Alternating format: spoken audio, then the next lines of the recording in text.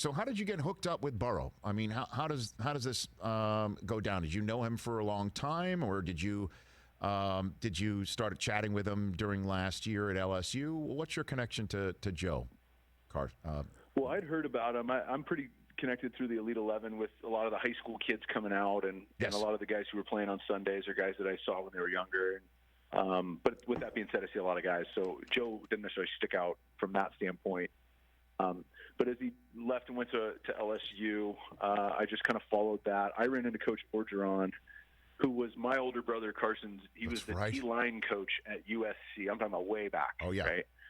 So I think the last time I saw Coach O, I had zits and braces, and he sounded and looked exactly the same. So I think that was the last time I saw him. But in the green room, I was there with Sam Darnold and Josh Allen, and he said, "Hey," I made a joke. I said, "When are you going to have a quarterback in this green room?" And he said, 2 years. And so he kind of, I think Joe was just in the transfer portal coming over, whatever it was, and so he was on my radar. I watched 2018 LSU, so not this past season, the season before. And if you really actually watch it, and I watched it in real time. People are now going back and watching tape. If you watch it in real time and you listen to the announcers and you kind of knew what was happening at LSU, Joe was putting the ball in the money. The first half of the season, his stats were bad. The second half, they were good, and so they ended up being like at the end. But they led NCAA in dropped passes in 2018. And so there was more there than met the eye. And I know LSU fans were watching the games, but Scout, I don't think a lot of other people. And so when I saw that, I go, man, I want to see this guy in person. So I invited him out to one of my QB Summit camps, which they're camps that I run, and young guys and high school guys come. But I always have a couple of college counselors, and it was funny because I had a couple lesser-known college quarterbacks, and they no one knew who the Burrow kid was, and so that was just in July.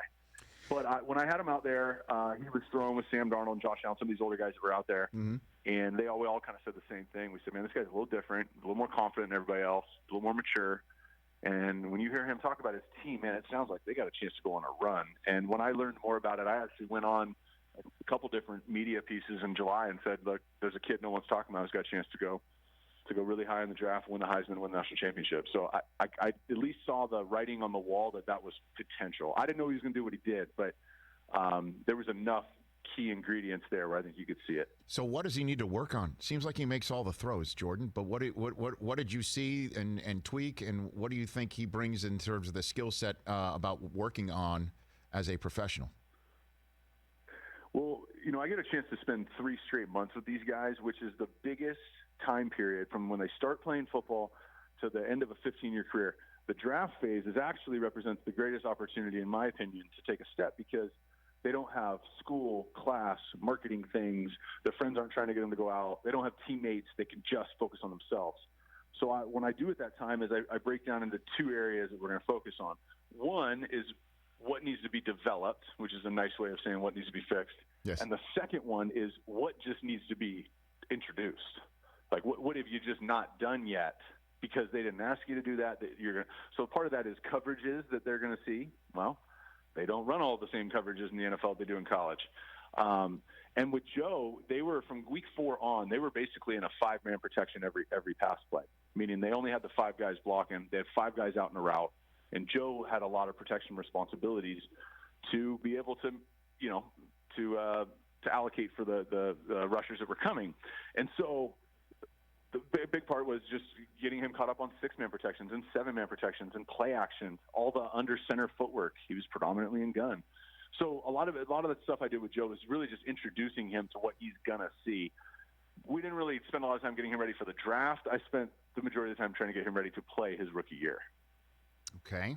And then the issue of him being chosen first overall I spoke to your brother about this last week at the Super Bowl. That was a big conversation, man, about does he really want to be picked by the Bengals? And then we start tracing, your brother thinks that they didn't really want to win. TJ Hushmanzada, whose name you mentioned, I know that Joe's been throwing to him, or at least he was part of his training.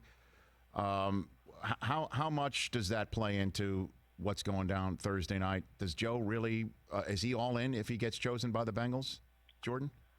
Yeah, I think so. Yeah, I think so. I mean, he's a guy who, from a confidence standpoint, feels like if he's on the team, that they got a chance because they have him, and that totally may sound cocky, right, to a couple of the listeners, but that is the difference here between dudes who play in the league and the ones who hold trophies, is that they genuinely believe because they have them, they're good enough to win.